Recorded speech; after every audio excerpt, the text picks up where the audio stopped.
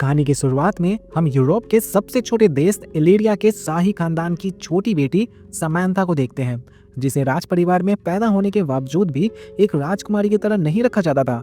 और वहीं दूसरी तरफ उसकी बड़ी बहन एलिनोर को सभी चीजें एक बार बोलने पर मिल जाती थी। हालात बद से बदतर तब हो गई जब सैम के पिता, जो कि वहाँ के राजा भी थे, उनकी एक प्लेन हादसे में अपने भाई के साथ ही मौत हो गई।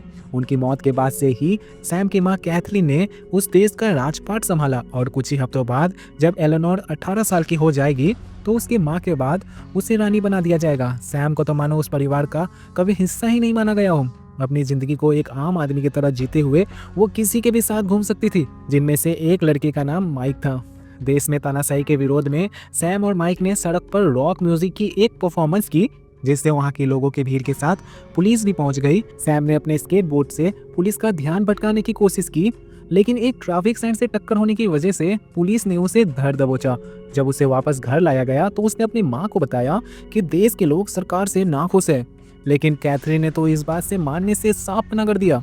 अगली सुबह जब वो स्कूल में रुस्साना से मिली, जो उसी की तरह एक शाही खानदान की दूसरी बेटी थी, वो एक शांत मिजाज की लड़की थी जो अक्सर अपनी ही आप में खोई रहती थी।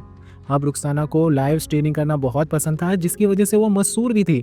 इसके बाद हमें एक हाई सिक्योरिटी जेल दिखाई जाती है, जहां 34 नंबर कैदी को अपने सेल में से कैपेसिटर मिला, जिसे उसने एक डिवाइस में लगाकर अपने गले में बंधा हुआ नेक का बंधन खोल दिया। ये करते ही उसकी सारी शक्तियां उसके पास वापस आ गई और वो उन्हीं शक्तियों से जेल का दरवाजा तोड़कर वहां से निकल गया।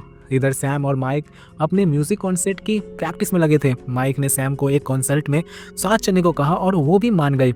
उस रात एलेनोर की रानी बनने से पहले की पार्टी अटेंड करते वक्त सैम को याद आया कि उसने तो माइक के साथ एक पार्टी में जाने का वादा किया था। वो उसी वक्त अपनी मां को झूठ बोलकर वहां से निकलकर क्लब पहुंची, लेकिन दोनों के पास आईडी कार्ड न होने की वजह से उन्हें क्लब के बाहर ही रोक दिया गया था। और तभी उन्होंने उन्हें काम करने वाले को पीछे से दरवाजे से अंदर आते हुए देखा और न जाने कैसे सैम ने उसके पासवर्ड का पता दूर खड़े खड़े ही पता लगा लिया।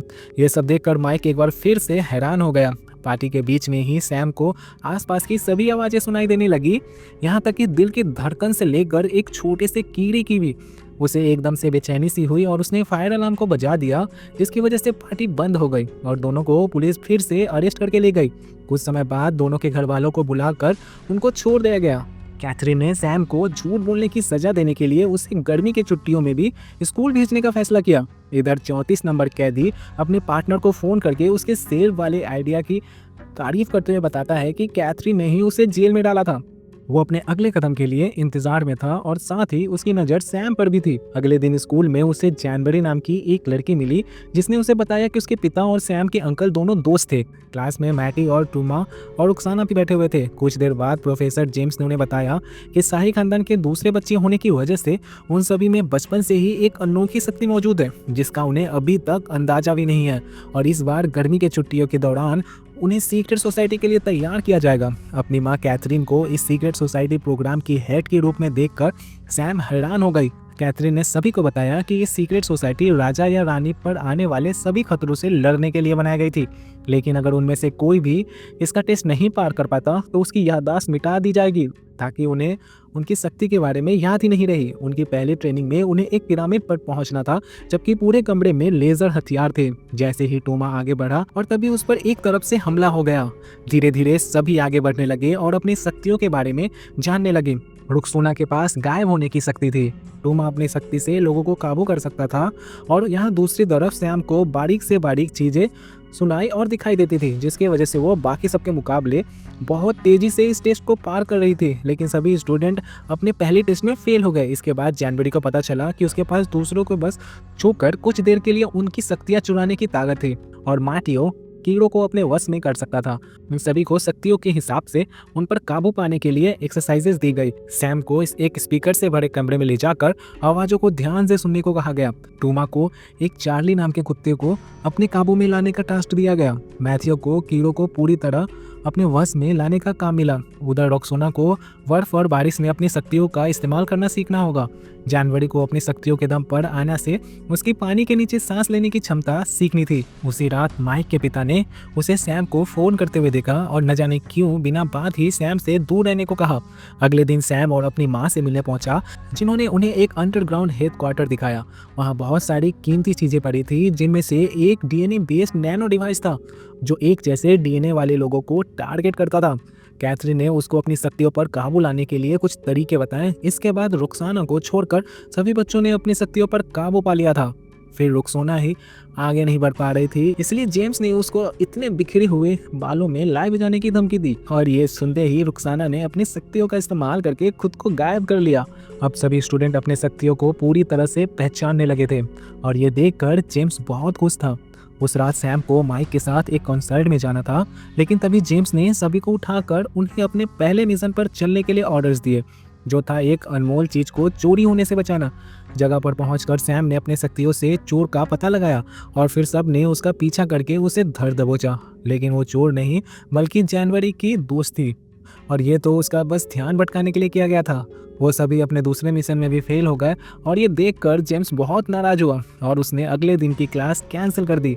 सैम ने माइक को कॉन्सर्ट में न आने के लिए माफ़ी मांगी, लेकिन वो उसे सच नहीं बता सकती थी कि वो आखिर उसके साथ चल क्या रहा है और इसी बात से बेचारा माइक परेशान हो गया। अगले दिन छुट्टी होने की वजह से सबने बाहर घूमने जाने का प्लान बनाया और इसी बीच जानवरी और सैम ने अच्छी दोस्ती हो गई। सैम ने तो उसे अपने घर भी बुला लिया। दोनों सहेलियां चुपके से उसके घर में घुसकर स्टूडियो में गई, जहां सैम ने जानवरी को बताया कि उसके पिता उसे इतना प्यार करते थे कि उसके लिए उन्होंने पूरे टावर को स्टूडियो में बदल दिया था। और तभी वहां माइक भी आ गया और सैम को उसके बिना ही मजे करते देख वो नाराज होकर वहां से चला गया। कुछ देर बाद कैदी नंबर 34 ने अचानक से उन पर हमला कर दिया और वहां से भागने से पहले सैम को स्नोफ्लेक्स कह के पुकारा, जो सैम ने फट से पकड़ लिया। सिर्फ उसके पिता ही उसे स्नोफ्लिक कह के बुलाते थे। जेम्स ने सबको शांत रहने को कहा, लेकिन सैम उसकी बात न सुनते हुए कैदी नंबर 34 के पीछे भागी और उसने उसे जंगल में ढूंढ लिया, जहां जेम्स सैम को बचाने की कोशिश में बुरी तरह से जख्मी हो गया। उसने सैम को बताया कि वो वही उसका चाचा एडमिन है, लेकिन इससे पहले वो उसे कुछ और बता पाता, जानवरी वहां आ गई और चोरी की हुई शक्तियों से उसे एक जोरदार मुक्का दिया। वो सैम और प्रोफेसर जेम्स को वहां से ले गई, जिसकी हालत इतनी नाजुक थी कि उन्हें हॉस्पिटलाइज करना पड़ा। कैथरीन को अब हार मानकर अपनी बेटी को सारा सच बताना पड़ा। उसने बताया कि एडविन ने ही राजा बनने के लिए उसके पिता को मार दिया था और उसके इस गुनाह की वजह से कैथरीन ने उसे हाई सिक्योरिटी जेल में बंद कर दिया था। सैम अपने चाचा से मिलने के लिए जेल पहुंची, जहां एडविन ने उसे बताया कि वो देश में तानाशाही को पूरी तरीके से खत्म करना चाहता था ताकि सभी लोग बराबरी से जी सके। उसे पहले तो लगा था कि उसका भाई राजा बनने के बाद कुछ बदलाव लेकर आएगा, लेकिन बहुत इंतजार करने के बाद भी कोई बदलाव नहीं आया। इसलिए उसने दिल पर पत्थर रखकर उसे मार दिया। इसके बाद वो अपनी बड़ी बहन से मिली, जिसने उसे विश्वास दिलाया कि रानी बनने के बाद वो इस देश में बदलाव जरूर लाएगी। उसने अपनी बहन पर विश्वास कर लिया और बाकी सब भी एलेनोर की राज अभिषेक में उसकी पूरी सिक्योरिटी का ध्यान रखने के लिए तैयार हो गए। उस रात सैम हॉस्पिटल जाकर जेम्स से मिली और उसने जेम्स से माफी मांगी।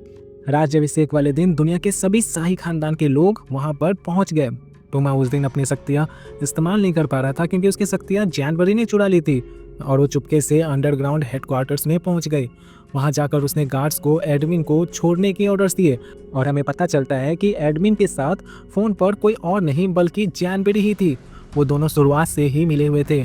फिर उसने वापस जाकर अपने दोस्तों को अपना पीछा करने को कहा और उन्हें सेल में बंद कर दिया, लेकिन मैथ्यू ने अपनी एक मक्खी की मदद से सैम को सारी बात बता दी। सैम ने अपनी शक्तियों का इस्तेमाल करके एडमिन को ढूंढ लिया और उसका पीछा करने लगी। इधर रानी का राज अभिषेक शुरू हो चुका था और एडमिन ने वहां पहुंचकर एक नैनो डिवाइस फिट कर दिया जो उन सभी लोगों को खत्म कर देगा जिनमें भी शाही खानदान का खून है। सैम को पता चल चुका था कि जानवरी उसके पीछे आ रही है। वो भागकर माइक के घर गई और उससे मदद मांगी। पहले तो माइक ने मना कर दिया, लेकिन जब सैम ने उसे अपना सीक्रेट बताया तो वो मान गई।